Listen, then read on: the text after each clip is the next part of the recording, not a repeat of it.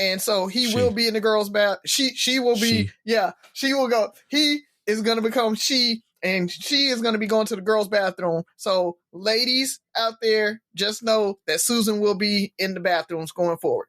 I don't know if that's what you do, if you do it in a newsletter, whatever, but there has to be something or some protocol there where, hey, we got to let everybody know so that it doesn't, scare the shit out of my 11-year-old when she sees Susan now in the bathroom. And so you just put a...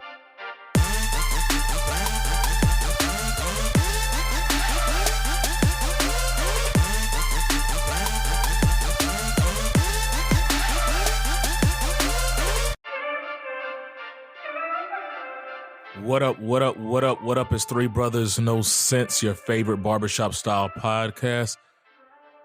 I'm Tavares Ferguson, aka Ferg, join my co-host once again. It's been a minute, fellas. I missed y'all, man. Yeah, man. It has been a minute. But glad we're back. How's everything going on with you, man? I want to check on you.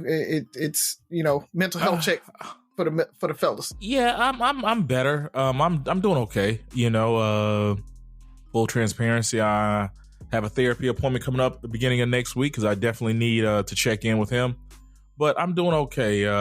This week, the last couple of days were better than last week. More than anything, it was just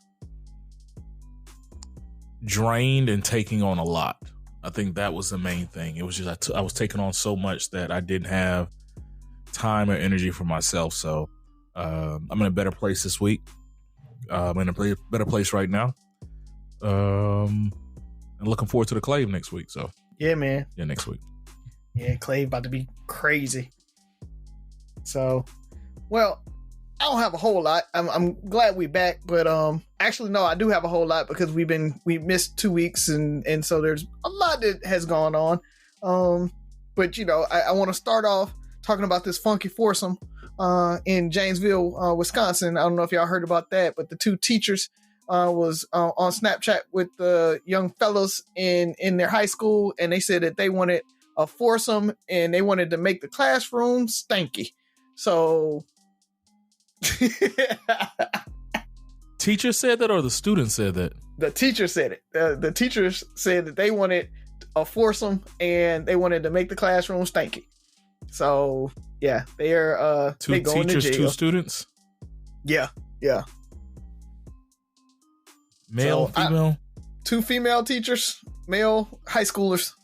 I don't know where these teachers come from that's doing that. Like, when we were in high school, were none of the teachers checking for us, or were they? I think one was. 9th grade English, Miss Sutton. Shout out if you listen to Miss Sutton. I really feel like I could have had you. I really do. And I hate I didn't shoot my shot. I should have shot my shot properly. Well, I kind of shot my shot a little bit at one of our teachers. She's going to go unnamed. But my lady used to get mad at the time because she was her teacher too. And I'd be in her class while my lady was in there trying to shoot my shot.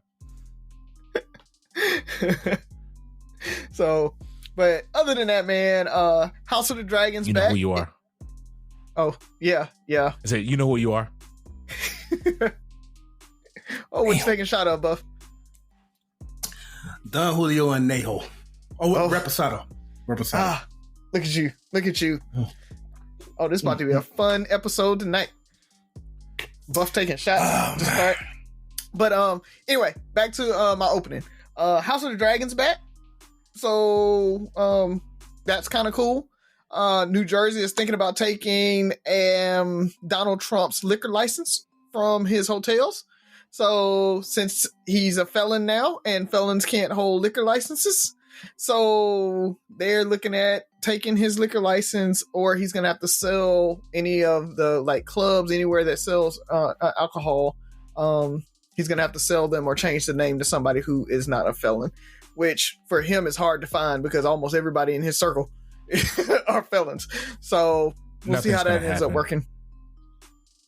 I don't know. I mean, he is a convicted felon. They may hold off until he, puts in his appeal or whatever, but I don't think it's appealable. I don't think it's gonna be appealed or anything. So, or overturned.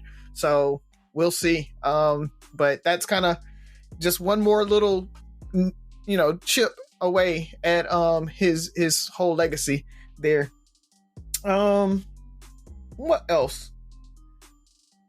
Biden came back and he said that he did an executive action protecting undocumented spouses and kids.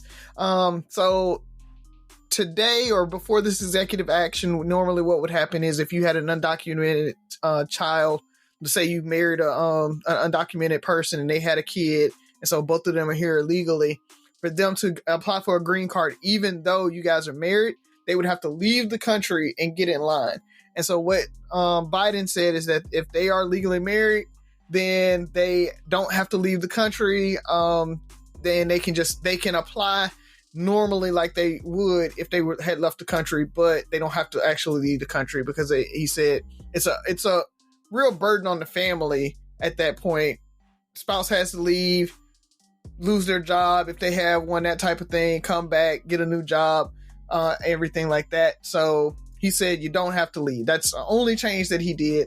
But of course, the right's losing their mind about that. Buff, I saw you shake your head on that. So thoughts on that? You not liking that, I guess? Oh, no. I was shaking my head at something else. That's fine, actually. That's actually fine. Oh, okay. All right, cool. And finally, K-Dot in this concert, Pop Out was awesome. So if you guys didn't get a chance to take a look at that on Amazon, go look at it up. Go just look it up on YouTube.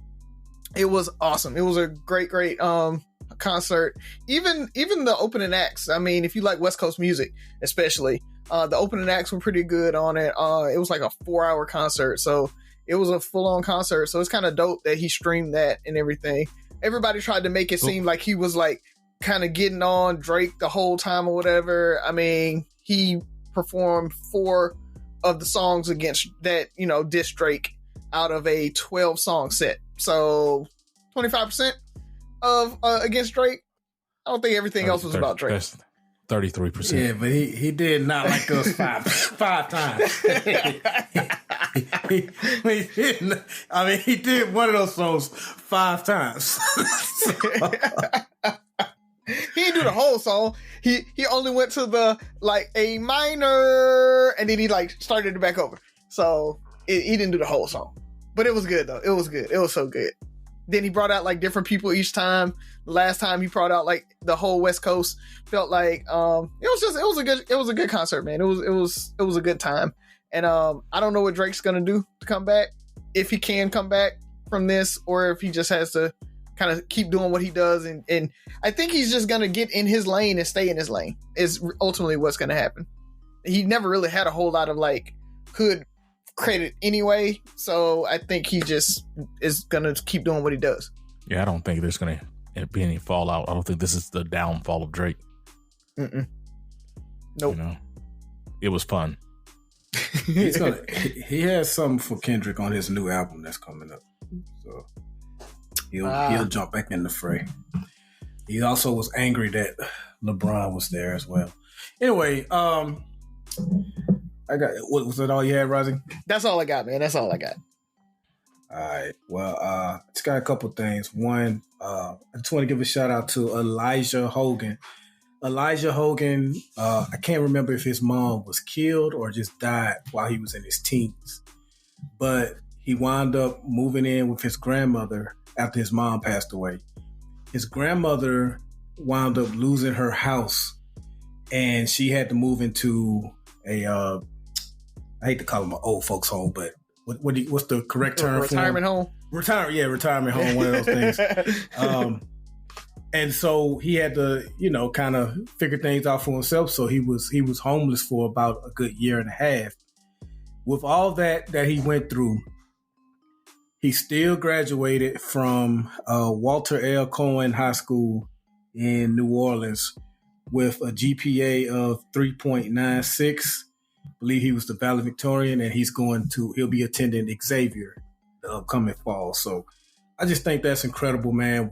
He had every excuse to, and he said he was about to give up, but he had teachers that encouraged him to keep pushing.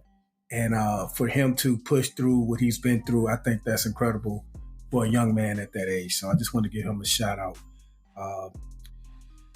Also, Cabo, man, I just got back from Cabo, and I'll spare you guys on like everything we did. I just want to give a shout out to the butlers we had, Ricardo, Karen, and Gustavo. Thank you. Cabo took care of us, and it was mainly because of those three individuals.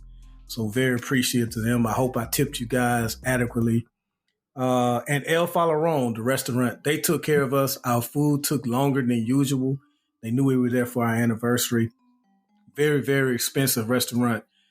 They comped our whole meal and added some drinks on for us because they didn't appreciate how long we had to wait. And, old me would have got up and tried to cut somebody out maybe, but I just kept calm and just was like, man, this is taking a long time. And, being calm and patient kind of paid off, man, because I did not mind not spending the money that meal was going to cost. So I want to appreciate it. But in general, Cabo took good care of us. And I just want to say to anyone, because I was talking about this to some people that were on this cruise that we were on down there. If you ever on the yacht, it was a sailboat. It was a sailboat, actually. Yeah, flex. So hold on, bro. I was waiting. I was gonna just do one big flex. I was waiting for all the flexes to come in. Yeah. None of this is a flex. This is a whole workout. This is a whole workout. This all is a flex. This is a whole. This is a. The whole workout. This is a superset. That boy put a superset flex in. No. But no, I want to tell the listeners, if you've never been to Cabo or Cancun, because those are like the only two places that I've been to internationally. The Bahamas, I can't quite remember what it was like in the airport, but I do know for sure Cancun and Cabo. If you've never been there and you plan on going there, be aware of how aggressive they are at the airport. Like whatever resort you're staying at, follow the directions for that transportation for that resort. Don't do anything else. My directions for the resort we stayed at literally said, after you get your bag, go straight to Umbrella 4. And the reason I stress that is because in Cancun, they are aggressive, but I feel like they remixed it in Cabo to where not only are they aggressive, they kind of lie. And hey, where are you going? If you tell them the resort, oh, okay, yeah, that's me. Come with me. They're not with them, but they're just gonna say that. So don't go with it. Whatever your directions are for your resort, just follow them directions because they will lie. They will do whatever it takes to lock you into some timeshare tour mess that is going to cost you extra money and take time away from the resort that you booked. So don't listen to anyone at the airport. Go straight to your destination as far as whatever directions tell you, because they will lie. Don't even tell them where you're going. Don't even tell them that. Just find your spot and locate the people there. So did you go to Cabo or Cancun? Cabo. Okay, I just thought you might have went to both. No. No. But I know they do that in Cancun as well. So okay, that's only because you look like you have money. No. They do that to everybody. They do it to everyone. All right, I've been to Cabo and Cozumel a couple times, and nobody's ever done that to me. Buff. How long ago? 4 years, 5 years now. No, actually, I was in Cozumel in 2018, 2019. What? So I've never been to Cozumel. Cancun and Cabo. Oh, okay. All right. Yeah. But you do look like you got money, Buff. So I'm just saying. I on a white T-shirt and shorts. That's what people with money wear. Mm-hmm. So yeah, you weren't trying to be flashy. So beware. They actually got my cousin, but the resort was nice enough to, they refunded him, but they made him go through their time shit. But it was worth it. It was worth it because they got like a nice spa credit and all that kind of stuff. So that was cool. But yeah, it's easy to be got. It definitely is. Did he buy a timeshare? Please tell me he didn't buy one. No, he thought about it. Because they made he did. Because they make it sound so good. Yeah, because each time you say no, each time they say no, they add a little more. So he was like, damn. Should I do it? So, and the thing about timeshares I hear is the fees. It's the fact that the fees, I think, are unregulated. So everything is subject to change, rates and things and the amount of vacation and stays. But it's like, it's only the maintenance fees are $150 a year. Maintenance fees are $450 a year. The maintenance fees are $1,200 a year. That's crazy. Yep, so, that's exactly what they do, and you get less and less. And so then they'll call you and be like, well, because you only have this many credits or this package, that's why it's so much. If you get this package, you can travel more and pay about the same. And then they do the exact same thing to you. They you up it, and then they say, okay, now that you got all that, and truthfully, if you're not like retired and can travel a whole lot, and are able to kind of work around the schedule when they can do it and all that, timeshares are not the business. So folks, please say no when these folks get you caught up. I know the little show, the free show and the whatever that they promise you sounds all great, but it's not worth your time because they are professional salespeople. They will get you, and it is almost impossible to get out. That whole, well, you can give it to your kids and everything else. Yeah, you're giving your kids, like Ferg say, you're giving your kids $1,250, $5,000 a year in maintenance costs if you pass that on to them. Most of them don't want it. So it's not worth it. Don't do it. Just don't do it. I'm sorry, Buff. We took over. That's all you got? Yeah, that's all I got. All right. A few things for me. I don't know if I talked about this last episode. Razi mentioned the House of Dragon being back. I was behind, but season 1 started off with a bang. Did we talk about Black Clover? You mentioned it. You brought it up in the closing. Black Clover is so good, man. Asta goes hard. Why'd you tell me about Black Clover, Razi? I think I did. I'm pretty sure I mentioned Black Clover. You didn't. I'm just making sure. You just know that. Your Honor.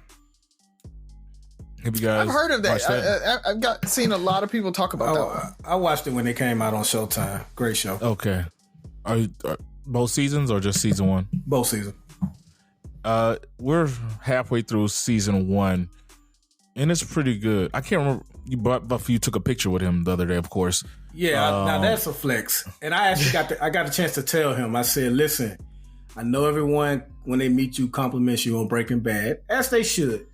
But I said, man, Your Honor, you're great in that as well. I said that was a great show. He has a talent for playing the good bad guy, the bad good guy. Like he's just like that's his wheelhouse. He just the lovable crook, the lovable outlaw, whatever you want to call it. But Your Honor's a really good show. My sister put me on it. We started. She's been telling me about it for a while, but started watching it with her this past week when I was in New Orleans with her. So if you get a chance, it's a pretty damn good show. It's well written. You kind of don't know what to expect, and I just like the fact that, and I'm not all the way through, so I may be giving too much credit too early, but I mean, it's so cool how he tries to create all these alibis, and just it's a spiral of lies that keep leading up to other lies and having to build more and more alibis. So, but really good show. Shout out to Celtics. I was happy for Jason Tatum and Jaylen Brown to get them a chip. I was super excited that the dark-skinned brother got MVP. I thought they were going to... Yeah, do you think he deserved it over Tatum? He deserved it. Okay, all right. After game 1 and game 2, I was like, if they win this, he deserves it. Because I think he was a man game 1 and game 2. And he guarded Luka more. Like he played both ways really well. Like Tatum didn't show up for the first couple of games. That's true. But, I mean, he made up for it in the back half. Yeah, but there's a difference in being up 2-0 versus 1-1 2-1. Like, it was Brown kind of opened the door for them to be a little more relaxed and play with a little more confidence from what I saw. So, but I missed you guys, missed the show. Glad to be back. Looking forward to the Clave next week, or by the time the show drops this week. I think that's the biggest thing. So don't want to hold you guys up. Let's go ahead and jump into the show. And is Sophia around? No, Sophia is on a whirlwind tour. She has hit 2 theme parks already. They've been gone since Wednesday. And she has 4 other theme parks that her grandma is taking her to over the next 3 weeks. So y'all got me. But I got a joke for the military folks out there. How do you get a microphone on the radio? You got to hit them with the hot tour. You got to spit on that thing. I don't know if y'all have seen that video. It is hilarious. And so, oh girl. For the military folks out there, y'all know what I'm talking about. Trying to get that mic on that radio is difficult as I don't know what. So it's a disgusting, perverted lube joke. Yeah. All right. And there we got it. Byron's face, as you might have guessed, as usual, was not amused. I detect a little disappointment in that joke, Buff? Yeah. I mean, we had already seen it, and but it's what's trending right now. Yeah, exactly. Who's that coolie? Who's that coolie that got a kick out of that? Yeah. But some of our listeners might not have seen it. They might not know. So look up the Hot Tool Girl. You'll get a little kick out of that. It's a funny little video. Oh yeah. Also take the kids to see Inside Out 2. Oh man, yes. I forgot about that. Yes. Inside Out 2 is so great. Did y'all get a chance? Buff, did y'all watch it? Or you probably Jazz? No. Jazz probably too old. She probably doesn't care about it anymore. Yeah. Oh yeah. When did part 1 come out? Because I took her to see that on a daddy-daughter day. Probably, like this, maybe 4 or 5 years ago, if not more.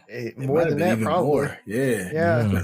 Because I remember when I saw this, I was like, "Damn, they making a sequel to that." Yeah, and it is actually really good. Concept. It's a great concept. I didn't like it. I didn't like it just because I'm a dad with a 9-year-old daughter, and I'm not looking forward to these teenage years. And so I was telling Skylar, Riley's the bad guy. She's the villain in this movie. And she was a villain in the first movie. And I always joke with her. That's a running joke with anytime we go see a movie and the dad's in the movie, I always say the dad is the main character. So I just like the movie. Who's your favorite person? I mean, the main character, the dad. Trolls, it doesn't matter. Inside Out, the first one, I was like, well, it's about the dad getting a new job. The whole movie is about him getting a new job and his family adapting to it. And no, daddy. So that's a running joke, but I'm not looking forward to these teenage years because this Riley, and these new emotions. But I would say as a concept, Inside Out is a really good movie, and almost to the point where I think it could be used in not only your therapy session, but like maybe health classes or something, in a formal educational setting where young kids learn how to deal with their emotions. And the way that the second movie is brought about is when you start looking outside of those base emotions, sadness, happiness, anger, and I guess disgust was the other one. You start looking at, as you become more mature, how many more emotions that are present, and they start introducing other emotions. And I think it's probably a really good movie for young teenagers or preteens or something like that to talk about adapting to puberty and your body change. Not even your body change, like that mental change. So it was a pretty good movie. Yeah, I remember halfway through it, just looking over at Sophie, and she asked me, she was like, "Am I that bad?" And I was like, "Yes, this is exactly how you act. You overreact. It's like everything, and it's not your fault, right? It's just, it's hormones. It's your emotions just are all over the place." But I'm like, this is exactly how we see you when you're doing that. And she's like, "I'm so sorry." So, and so it's been a running joke since the movie. I'm like, yeah, that anxiety kicking in, or the little emo wee wee is around, and so all of that. We just kind of talk about it the whole time. It's great, man. Yeah. I mean, anxiety was a beast. Mm-hmm. Yeah, but anxiety is a beast. Anybody who deals with it, it is a beast. Yeah. It exactly how they portray it, with just going over like every bad negative outcome and thinking about it and constantly thinking about it. It's exactly what anxiety is, and it's debilitating for anybody who deals with it. So yeah. So yeah, it's a horror film. They said it's a kid's film, but it's definitely a horror film for any girl dads, or dads with girls, or parents with young girls. I guess guys too. I'm not ready.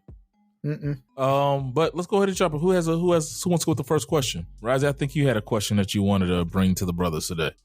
Yeah, man. I can go first. That's fine. So I want to preface this by saying, in no way, shape, or form are we tying this to any one of our relationships. I want to throw that out there right now. Saw this on TikTok. And I wanted to bring it here because everybody loves talking about dating, relationships, and all of that. And dude asked one of the other dudes on one of these podcasts that I saw, and I wanted to get you guys' thoughts on it. But would you tell your significant other if their sex was just mid? Like, it's not bad, but it's not great. Like, would you, and how would you bring that up to your significant other if that was the situation? And could you stay in that relationship if it was that way?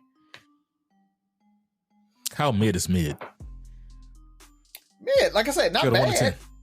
Scale of 1 to 10, it's a 6. It's 6, 7. So it's good. It gets the job done.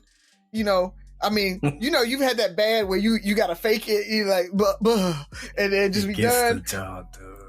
But it gets the job done. It's good enough. But it's not like you're not excited about it or anything like that. It's just like, all right, it's almost like masturbating, where it's just like, okay, got it done. Let's go on to the next thing, type thing. So, no, you wouldn't stay in that relationship.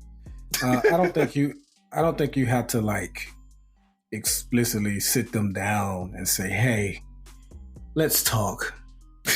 Your sex game is mid. Like, it don't have to be like that. If you care about them enough, and you like, if that's the only issue, then I think there are ways you can express to them certain things you would like done, or how you would want it done, that would make it better. And once you give them those suggestions, and hopefully they try and implement them. But if they try and implement them and it's still not working, then that could be a problem. So I don't think it's worth staying, because you're gonna wind up cheating. More than likely, you're gonna wind up cheating. I mean, because who wants to deal with mid the rest of their, for the foreseeable future of the rest of their life? So, well, the ladies about to come. So sex is that important to you, Buff? That's not even sex is extremely important. No, it's definitely extremely important. That's not going to be the argument. To the mic first. It's going to be, I'll say, the importance of sex is an argument. It's going to be what makes you think your shit's so good, nigga. Okay. No, I'm not. That's going to be the back thing. Well, then they're boo boo the fool for being with somebody whose sex ain't that good. That's true. There's so many things to consider. I definitely wouldn't just tell them like, yo, your shit's mid. Like, that's just horrible. Hey, you know what? Very your coarse. Shit's mid. But then also it's do they have potential? Right? Like, are they willing to learn? I think there's a relationship. People have a relationship with sex, right? Like, it's, some people are, they're pillow queens, and, or, whoa, right? And I'm just saying, like, they just feel like they're there and that's enough. And I'm pretty enough, or whatever the case may be. And you should just be happy to be there. And so what you see is what you get. This is it. Take it or leave it. And I think there's other people who are willing to and enjoy sex and want to enjoy sex with you, and they want you to enjoy yourself as much as possible. You know, so they're invested in creating a better sexual energy with you because the more I enjoy it from my experience, the more she enjoys it. Right. And so you just got to be, you know, depending on what your end goal is and how you want to address it, you start suggesting other things, you know, or you kind of lead them down that path to other things. But if it's just bad, I mean, not bad, like if it's just mid. And what if it's something that they can't really like change? So maybe it's not necessarily that like they're a pillow princess or and they just kind of sit dead fish you, but maybe it doesn't get really wet. Like no matter what you do, it's just kind of mid, right? Or like, you know, for the small penis guys, like is it kind of just loose, and so you just not even feeling it, like. Both space. It had to sink in. It had to sink in his face. I was like, what? So it might be mid to her too at that point, but I mean, it's just not really doing it for you. So it seems like both of y'all might end up cheating, right? Oh Lord, no. Seems like both of you might end up cheating. I will go back. So you said women will have a problem with it because they'll say, "What makes you think you all that?" And I have heard women say that they will stick with a guy even if the sex isn't the best, as long as he treats them right and they love them and all that kind of stuff. And I think there are some men that'll do that too. I just think the potential for stepping out definitely increases, especially if you had a prior partner who was a 9 or a 10. And right. Now, as you say, Rozzy, you with a 6 or a 7, and you like, man, such and such used to, oh man, I missed that. Well, I'm gonna be realistic too. You know, like, there's only one best, right? Like, everybody going back to Kevin saying, like, best, but that doesn't mean you couldn't have 3 or 4 10s in your past. Everybody can't be a 9 or 10, right? Everybody can't be a 9 or 10. I think. I definitely think sex plays a very important part in any long-term relationship. If you want to have a certain connection, there are people who are okay with almost ending up in an asexual, we have sex on vacations and birthdays and anniversaries. And for some people, I think that's normal. I don't think it always leads to cheating, but I think it leads to our sexual connection is gone. Like we're almost roommates, you know? I think sex plays a very important part. I've been with my wife 15 years. I'm happy. I'm beyond happy, whatever, but you know, and I don't say that. I say that to say I'm still into her and I see the importance of that. And when I was young and fearful of marriage, I thought there was no way possible I would still be into my wife like this, right? Mm-hmm. To still have that sexual connection that we still share, right? She's attracted to me. She enjoys me. I enjoy her. Like we're still there, and we still talk about it. Like, nigga, this is, I don't know. And it makes it easier for me to be the person I am within my marriage. Sometimes it might come off as, you know, happy-go-lucky, or not happy-go-lucky, but more so like unrealistic. Maybe it is unrealistic, some of the things we have for most people. But I just think I just happen to luck up and be with a wife we've been together 15 years. And honestly, she's more gorgeous to me now than she was the day we met. Like, I'm more attracted to her. Our energy is better. I feel like the sex is better today than it was the day we met. Because I didn't sleep with her the day we met, by the way. But I'm just saying, like, there's still a connection there. I couldn't imagine not having that connection. So It's kind of hard for me. And sex is important. Like, I know people who they're almost in an asexual marriage, and I can't rock with that. I think a little bit of it was you waited for that person, right? The one that, and so I think so many people get married with their third sexual partner, fourth sexual partner. They get married, at 19, 20 because it's puppy love and all of that, and they haven't matured to the point where they're like, no, I know what I like, what I don't like. I'm waiting for that person that I'm like, it doesn't get old. You didn't rush into marriage, right? Like you all dated for a while, so it didn't get old. You had time to see, oh, this isn't getting old. I still, I'm a year, 2 years in, and it's still good, and I'm still super attracted to her, and I still want to do it all the time. I think that makes a big difference.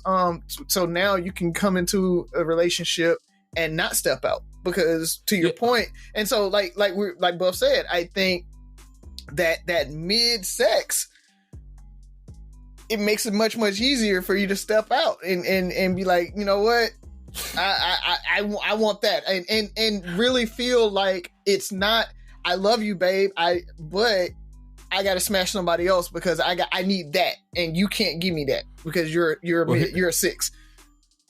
Here's a twist on it then, because I've seen people go for it because it was that good, right? Mm-hmm. You've seen people be whipped. And then they get married, and that 10, they only get that 10 once a month. Yeah. That 9, 10 becomes irrelevant. Would you rather a once a month 10 than a twice a week 7? That's a hard one. I don't know. I think I might go with the once a month 10. Truthfully, so. But you see it every homecoming, every classic weekend or whatever. Like dudes be like, I'm going back for that 10 that I had back in high school or back in college. I'm gonna try to hit it one more time, and they just go for it because all they got is that 6 or 7 at the house. But that 10 is probably a 6 or 7 at the house. I think sex. Yeah, I think that sex is a large part of his energy or connections, or sometimes that the forbidden fruit. Like it's her nigga at home coming probably cheating on her the same way she at home coming cheating on him, and all they need to know what's the oh my god, you like pina colada? What's You talking about a movie or a song? No, the song. Oh, Jimmy Buffett. A margarita. Oh my god. Is it? No. I think it's Do You Like Pina Colada? When basically it's about a man and a woman. This is old song, but this is how old it is. Like they're stepping out on each other on like one ads in the person. What did he call the ads he used to put in the newspapers? Oh, I think when they call the personals or like yeah. I know what you're talking about. But basically, it's they link up, but don't know they're linking up in the newspaper. Like they're almost like pen pals. Was like, do you like pina coladas? Like the woman he's describing is his wife, but he doesn't know it's his wife, and the man she's describing is her husband. Like they're not being the things they want are there. They're just not being it for each other. Mm-hmm. Unless I completely f***ed up the meaning of that song. But my interpretation of the song. So I'm going to put it, you guys go ahead and, you had anything else, Buff? Nah. Appreciate that, man. That was good. But, I never actually answered. Oh, yeah. So for me, I like what both of y'all said. I really feel like it is very important to a relationship. And so what I would say to that is, if I like her enough that I want to make this work, right? Everything else is there. I am going to sit down and have that conversation with her. Like, babe, I don't know what it is. Is it me? Are we not doing enough foreplay or whatever? Cause it's dry. I'm not feeling it. Like, what is it? Like, whatever it is, we got to have this conversation so we can fix this. Because I want to be with you and I want to, get better at this. Because it 100% could be you, right? It could be the dude that's just not turning her on, right? And so she's not into it, and so she's dead fishing. She's not throwing it back. You know what I'm saying? Y'all do the same position every time, that type of thing. Like, it can be just, it's boring to her. And so whatever it is, we got to have that conversation. You need to have that conversation, folks, because if not, like we're saying, somebody's gonna step out.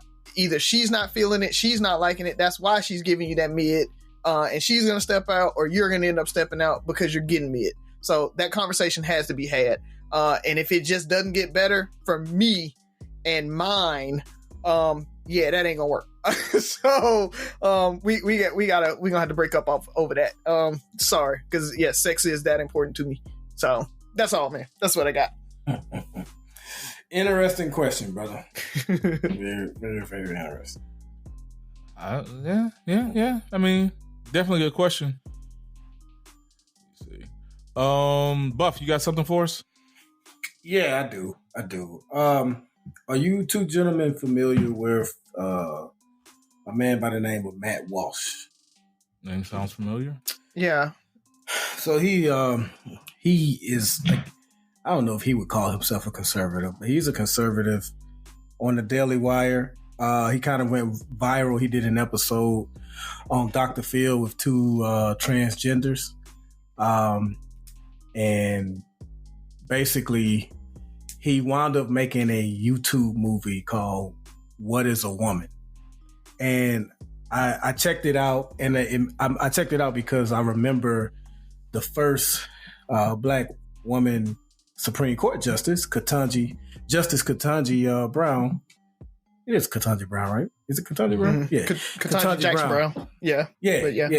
So Senator Blackburn asked her during the hearing, "What is a woman?" And she could not have just wouldn't answer it at the time because it's kind of a tricky question now. So wanted to ask you two gentlemen, what is a woman? And it is crickets because it is a tricky question. Hey, you had the landmine question a couple of weeks ago, so yeah. Ooh, let's tiptoe around this one. Like, okay. Yeah, man. Biologically, it's easy, right? And I think that's where most conservatives, they stop right there. Biologically, a woman they have female parts, right? That makes them a woman. So biologically, it's very easy. When we talk about gender, it's very different and I think that's where your trans folks and that type of thing kind of go, and they're a woman because the social construct of womanhood, manhood, feminine, and masculine, that is very different. So gender, they present as a feminine being, period, right? Like that makes them a woman. If they want to fit in the social norms of what a woman is considered, then they're a woman at that point. And so that's really the hard part of it is, are we talking gender? Or are we talking biological? And again, we kind of talked a little bit about this on Respect the Asterisk, right? That episode where we talked about transgenders and they can be called a woman if they want to, but they are not a biological woman. Let's be honest about that. I mean, there are differences in the biology of a male and a female. And so I guess that's probably the easiest way to do it is male and female are very different than man and woman. And so a woman is somebody that prescribes and presents as a woman and the feminine being in the social construct. Boom. What's feminine? So I'll this isn't pushback from me. I'll just say that there are trans people that have said that it's not even biological because there are some that are born with this and born with that, and they've used exceptions to the rule to disprove the whole biology response. So I just want to put that out there for them. It's not my pushback, but that's what they said. Mm-hmm. What you science got says different.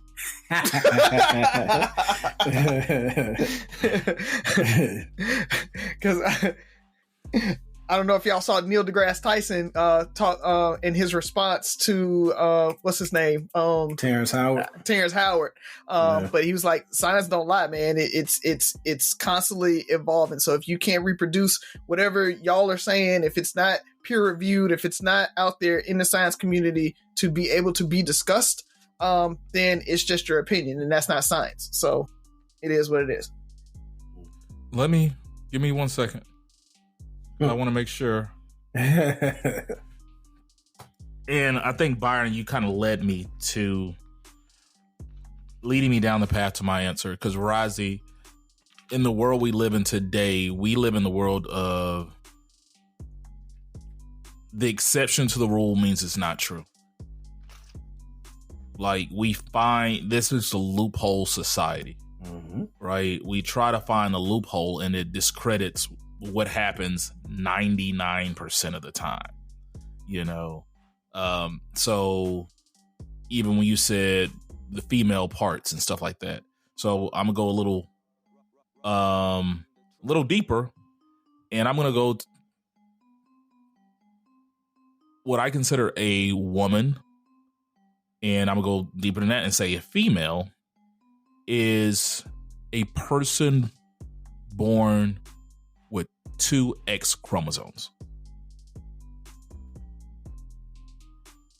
Right? Okay. Yep. Men or males generally have an X and a Y chromosome.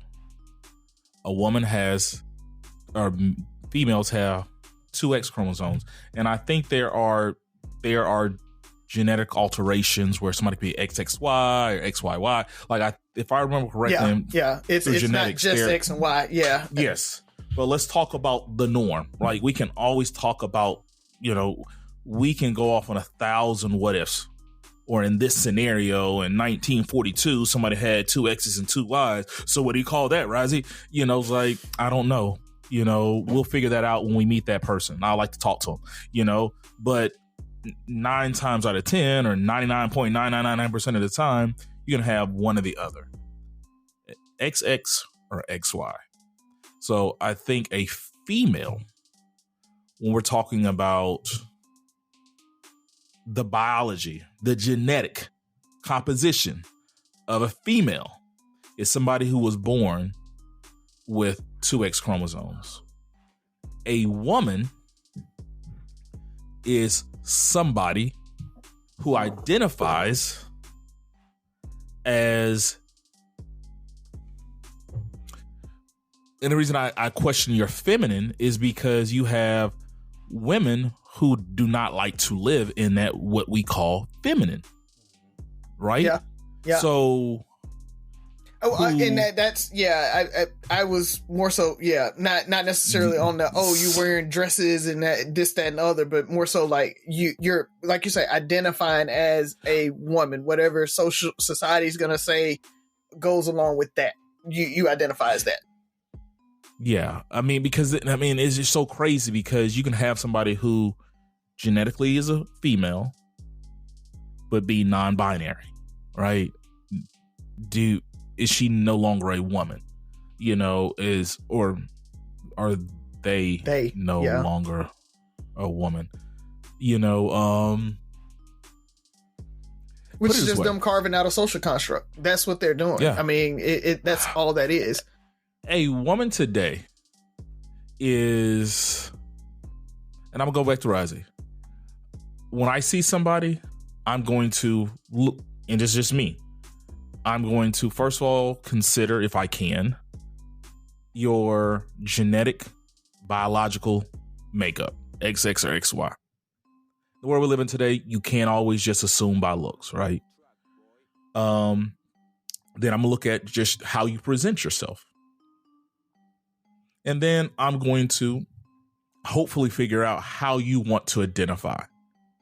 Because at the end of the day, it's not that serious to me. As long as your identity and your wants and freedoms don't intrude on others.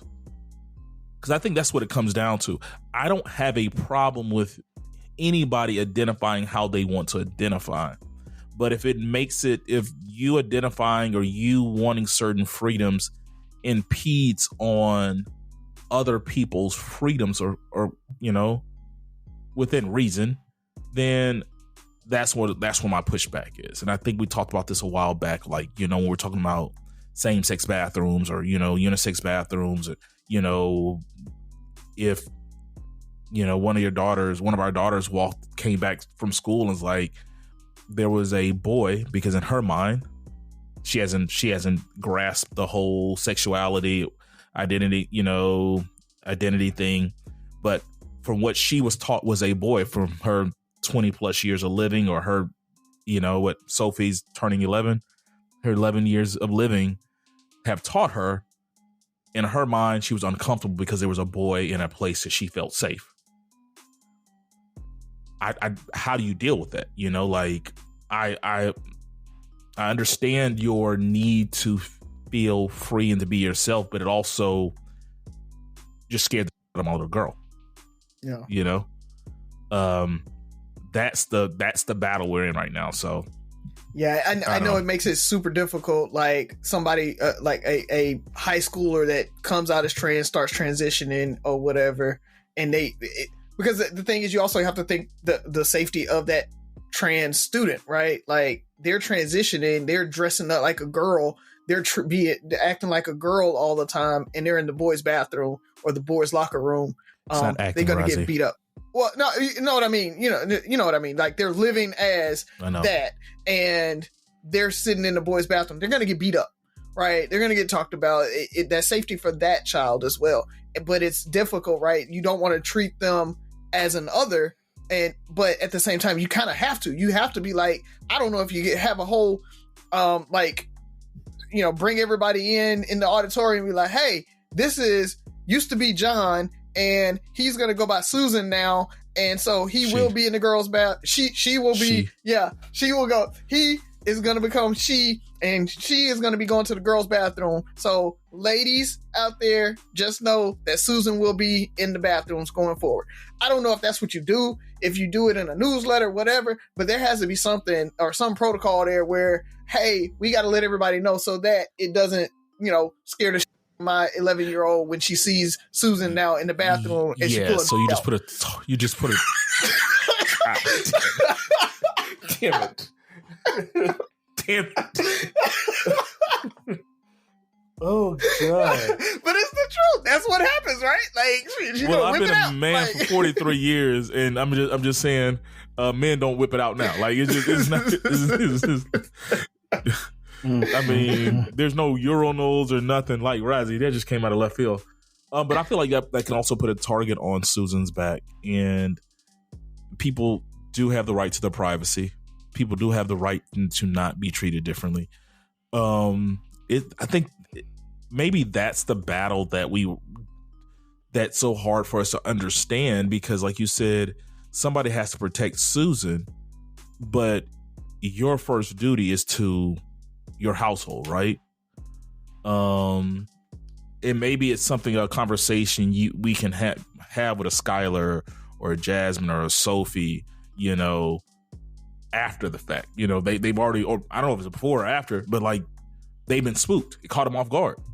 I mean, we're all grown men. I'm pretty sure we've all ran into somebody who's transgendered, and as accepting as we call ourselves, as progressives we might want to seem, like it might kick, oh shit, like, oh, that chick's a dude, like in your mind.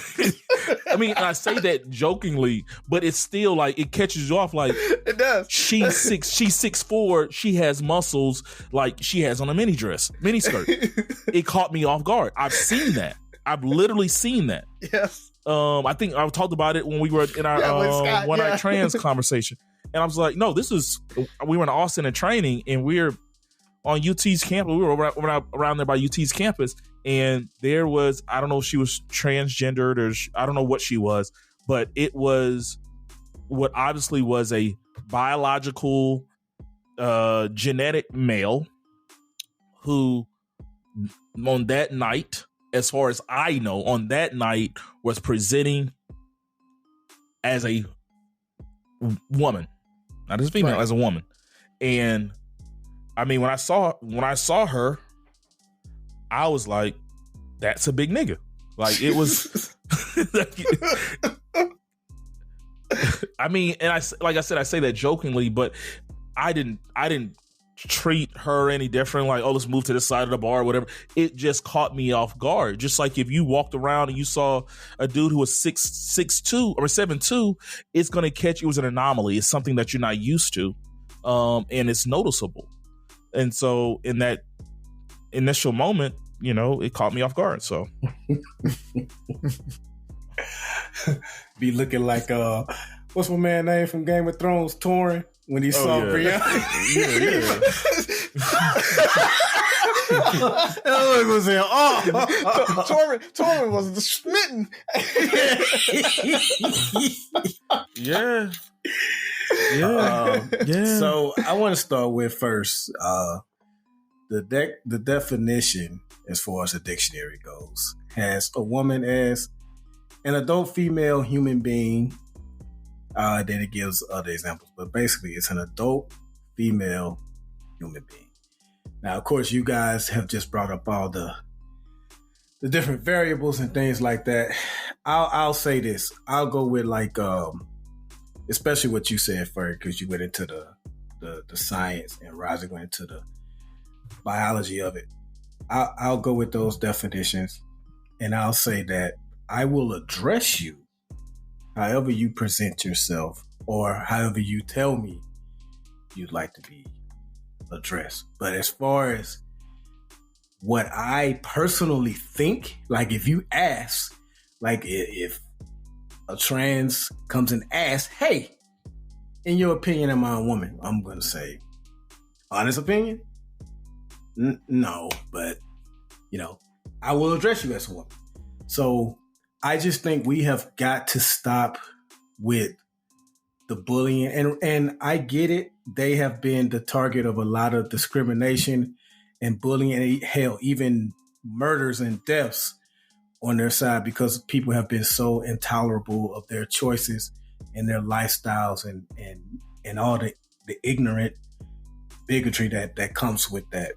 With that said, I think the pushback has become, I think it's become a bullying in their own right, not to the same degree, but I feel like anyone that doesn't see things exactly their way or agree with them exactly the way they see things, you're automatically a homophobe, you're a transphobe, you're bigoted, you're closed-minded and all that stuff. And that we got to be able to have a healthy dialogue. And a healthy dialogue does not always mean we come to an agreement. A healthy dialogue can mean we respectfully disagree. It's okay to respectfully disagree. That reminds me of an episode we had, well,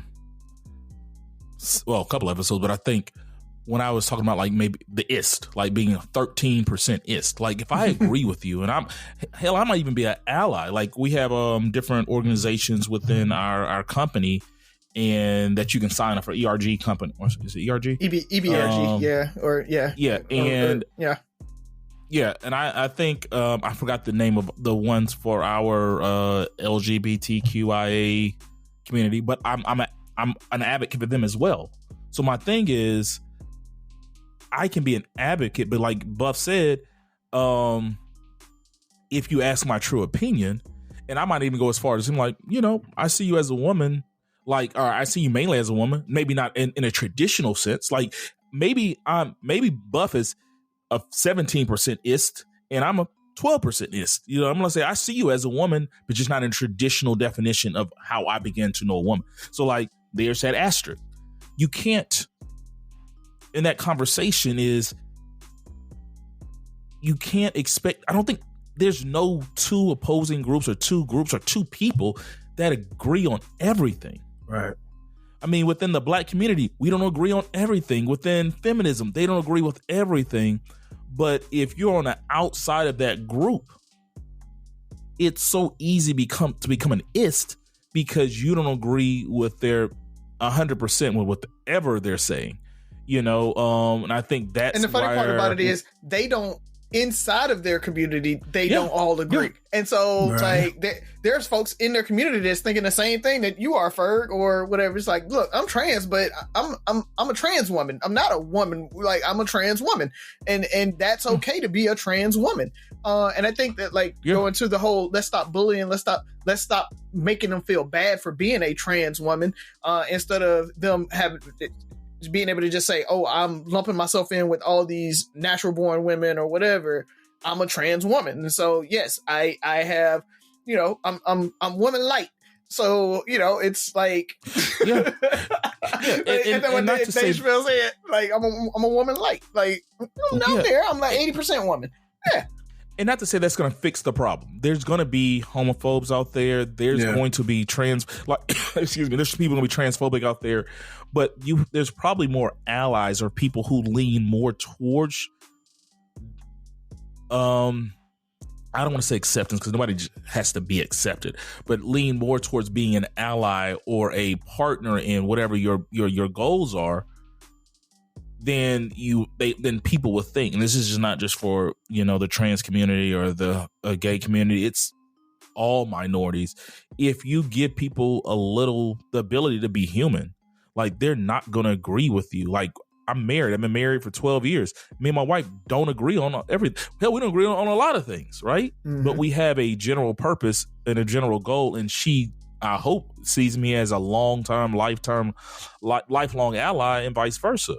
And so I can't take the asterisk off, but if you're allowing me to keep the asterisk, we're 100. You know, mm-hmm. It's people are so busy trying to defend themselves from being the bad guy that we can't get past it. Yeah. You know, Byron has to just like, now you're in a whole argument like, what do you mean I'm not a woman? Like, but no, I was just at your rally. I donated. I spoke at your event. Like, I've done all this thing in support. When you say a woman, when I think of a woman, I think of my mom, my wife, my daughter. Like, these are people that there's no question that they are a woman unless they go back and question their feminine. That's a whole nother conversation. Right. But there's no question that they're a woman. You, on the other hand, you're a great woman. You're a great trans woman. You're, you know, beacon of light for whoever you represent. I just don't see you in the same light as I see them. Yeah. It goes to, you know, when people say stuff like, oh, trans women are women, I look at it like saying, I don't see color, right? Like, trans women go through a lot of hurdles. They have obstacles, you know, that they have to go across. Like, a trans woman is a thing, and it's a thing because you have those differences and everything. And that's why diversity, equity, inclusion has the I in it. It's the inclusion. It's like, look, you are, like I said, 80% woman, whatever. And so you identify there, but I want to include you from you. Like, you were born a man. You grew up 15 years, 20 years, 30 years of your life as a man, feeling like you were a woman. And that is something to be said and to be talked about. And so I respect that too. I respect that you had a different like journey from traditional women. And so when I say you're a trans woman, that's what I'm saying. It's like you didn't come through the normal route. I respect, and that's fine. I respect that. Yeah, I respect, you know, and I think there's so many things that sometimes just not trying to lump everything in together. And it's not, all challenges aren't the same. All journeys aren't the same. But I can respect your journey, your challenge. Like you said, there's things that you grew up 20, 30 years as a man who probably was identifying as a woman for 15 or 20 of those years. Mm-hmm. That's a whole challenge that the average woman doesn't have to go through. You know, we talked about some of the fears women have when it comes to dating. Like, you're dealing with your own fears as a trans woman when it comes to dating and being out in public, that, you know, women don't deal with that same fear, right? It's so I think when Caitlyn Jenner first came, transitioned, and she got Time Woman of the Year, was that what the award was? Yes. I think there was a lot of backlash because of that. Yeah, we admire you for your strength and all that. Yeah, but it's like, you didn't deal with the struggles, because Caitlyn was maybe 50 something. Yeah. You know, 50 years, you got the benefits of being a white male, rich, Olympian, like famous, like all these things that come with being a man. Not knocking your, the life you had to live, the fear and the challenge you had to go through raising kids and being married. Like, I'm not knocking that, but there was things that, you didn't get your period in 6th grade in the middle of gym and you didn't have to deal with things that women had to deal with. Like, it's just that simple, and you got to acknowledge that. Why is that so hard? It's not that it's not taking away from, it's just not that hard, but hey, who am I? I didn't get my period in 6th grade either, in gym. So who am I to say? Nope. I don't know. But I had them woodies that you had to try to hide and stuff down in your pants. Bro, you're hilarious. You're hilarious. All right, fellas, I'm pretty sure we're over time, so let's go ahead and close on out. Only thing I got, man, is shout out to the MLB coming to Birmingham, to historic Rickwood Field, the oldest baseball stadium in the world, here in Birmingham. So it was just really dope. The city was on fire. Like, we had all the stars come through, everything. Shout out to the city for hosting it. Really proud of Birmingham on what they're doing with growth and everything like that, being on the national stage. And I want to shout out to Reggie Jackson, man. That interview was one of the best interviews about race relations and everything like that. And it brought it home when Kay Ivey and what's the senator, Katie Britt, or whatever, is that her name? Yeah, Katie Britt. They posted all at Rickwood Field, like, oh, we're celebrating the Negro Leagues. I was like, y'all don't want us to talk about the Negro Leagues and everything in the schools in Alabama, because they passed a kind of DEI bill. Our National Alumni Society is re-looking at scholarships to see, are they actually good enough to fit under the bill. I may not be able to give $2,000 in scholarships out this year because of that bill to African Americans at UAB. So for them to get on social media and act like it's all great and they're so happy that the Negro League is being celebrated and everything like that, I call bullshit on that straight up. But Reggie Jackson, when he got on there and he talked about, and this was in the 60s, right? This is in the 70s. This wasn't the 1920s and 1930s or whatever, where he got in there and he said that people were like, oh, that nigga can't eat here. I always tell the story of, me, my mom, and my dad walking into Saraland in a restaurant and them giving us those looks like, y'all can't eat here. Like, that happened, right? And that was in the 80s. So he put it right in front of everybody, center stage. Shout out to Fox for letting it happen and staying on them and not cutting them off and all of that. And so it was just a great event, man. I'm just excited. Hopefully they make it an annual event and they come and play one game at Rickwood Field to celebrate the Negro Leagues and what has happened and that history behind it. So we'll make it a big thing for Juneteenth. Have you been to the museum? Yeah. I've been to the museum. It's dope. Yeah. Yep. But that's all I got, man. Rozzy, I'm glad that you mentioned. I really appreciate it. Everyone else, I think it was Derek Jeter. Who else was up there? Was Alex Rodriguez? Someone. But I appreciate the panel allowing him to talk, not interrupt, they let him tell that story, and it was great, and it's good to see it going viral as it has. It needs to reach as many eyes and ears as possible. Can you post that on our page, Rozzy? Yeah, or Buff. Yeah, I know you usually do social media, so yep. So the only thing I got is white people don't mind complaining. So I don't quite know how to pronounce it. I think it's Hermes, Hermes, however you want to say. I need a rapper to throw it in a song, and but I think it's Hermes. Anyway, they're being sued by two people in California because they're saying that Hermes is not allowing them to buy their bag, that the Birkin bag, and that only people that have a significant purchase history with the company are being allowed to purchase this Birkin, or the staff is like encouraging you to buy like a scarf and a pair of shoes and another bag before you can buy the Birkin bag. And they say that's unfair. And I just want to say, welcome to our world, because I know when we used to go to Foot Locker before you was buying shoes online, in order to get a pair of J's, you know, you have to buy some shoe cleaner, a shirt, and maybe a hat before they let you buy a pair of them J's if they were very limited. So welcome to our world, ladies.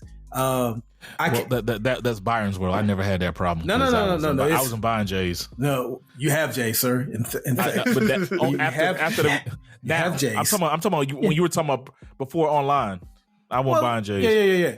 So I can't imagine not having enough to do in your day to where you have the time to sue a company for not allowing you to buy a ridiculously overpriced bag. And I don't say ridiculous overpriced as judgment, because God knows I buy overpriced things, but I'm not going to sue for that. But God bless you and good luck with that lawsuit. The only other thing I got is, do I even have anything else? That might be, that's all I got, man. Make sure you follow us on all the social media platforms, Facebook, IG, YouTube. Got a little quiet on YouTube, but we're going to try to get that back going again. And just check us out, man. Three Brothers No Sense. Subscribe. Yep. Contentville, what up? There it is. Thank you, fellas. So mine, I want to first of all thank everybody who's reached out to me over the last couple of weeks. I've been traveling, dealing with family stuff. As some of you may know, my biological father, who turned 7 this year, decided to be a kidney donor this year, to his cousin, which I think is just a beautiful act of love and kindness.